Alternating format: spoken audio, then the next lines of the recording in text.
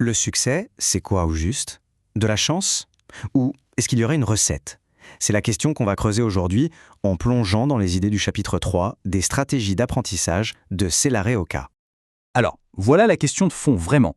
Est-ce que le succès, c'est un truc qui nous tombe dessus, un peu par hasard, ou est-ce que c'est quelque chose qu'on peut activement construire, brique par brique?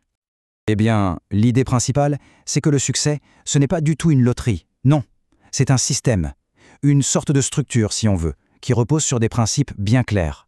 Et le plus important, c'est que ces principes, tout le monde peut les comprendre et les mettre en pratique.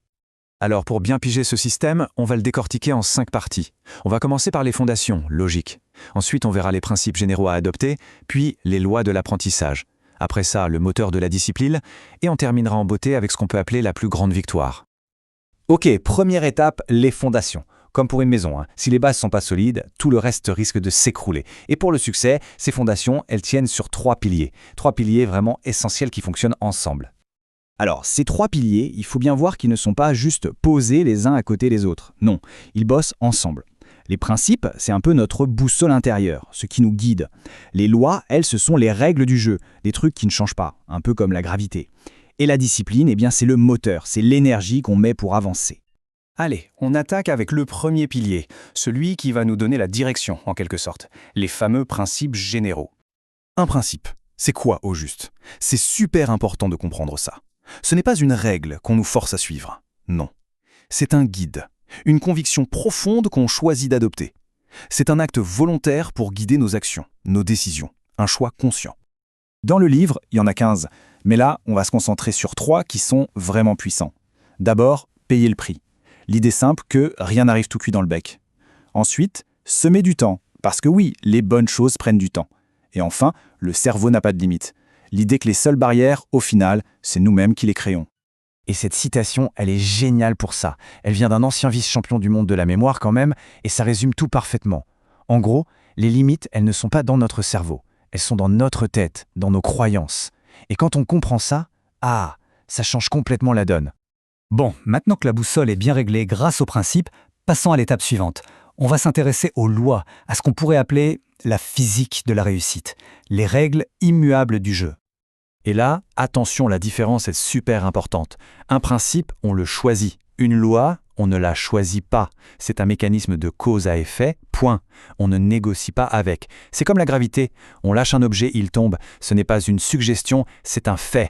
Regardez ça, c'est l'exemple parfait. On a 2 lois qui se tirent la bourre, en quelque sorte. D'un côté, la loi de la disqualification préméditée. En gros, si on se convainc qu'on va échouer, eh bien on met toutes les chances de notre côté pour que ça arrive. Et de l'autre côté, à l'opposé, on a le cercle vertueux. Plus on réussit, plus on a faim de réussite. Et il y en a d'autres, des lois tout aussi clés. Par exemple, la loi du partage. C'est tout bête, mais c'est hyper puissant. Quand on explique un concept à quelqu'un, on est obligé de le clarifier pour soi-même. Ça renforce notre propre maîtrise. On dit souvent qu'enseigner, c'est apprendre 2 fois. Eh bien, c'est exactement ça. Ok, récapitulons. On a nos plans, les principes, on connaît les lois de la physique, celles de l'apprentissage, c'est super. Mais un plan d'architecte, aussi génial soit-il, ne construira jamais une maison tout seul. Il faut de l'action. Et c'est là qu'arrive notre 3e pilier, peut-être le plus crucial, la discipline. Et c'est vraiment là que tout se joue. Avoir la connaissance, c'est bien, c'est un atout, mais ça reste passif. La discipline, c'est ce qui prend cette connaissance et la transforme en action, en résultat qu'on peut voir, qu'on peut toucher. C'est vraiment le moteur qui fait tourner toute la machine. Alors, comment on la cultive, cette discipline? L'approche proposée est intéressante. C'est une stratégie sur 2 fronts. D'un côté, il faut bien sûr développer ses forces, la persévérance, la soif d'apprendre. Mais de l'autre, et c'est tout aussi important, il faut activement réduire ses faiblesses. Si on réduit la distraction, par exemple, on libère de l'énergie et du temps pour la pratique.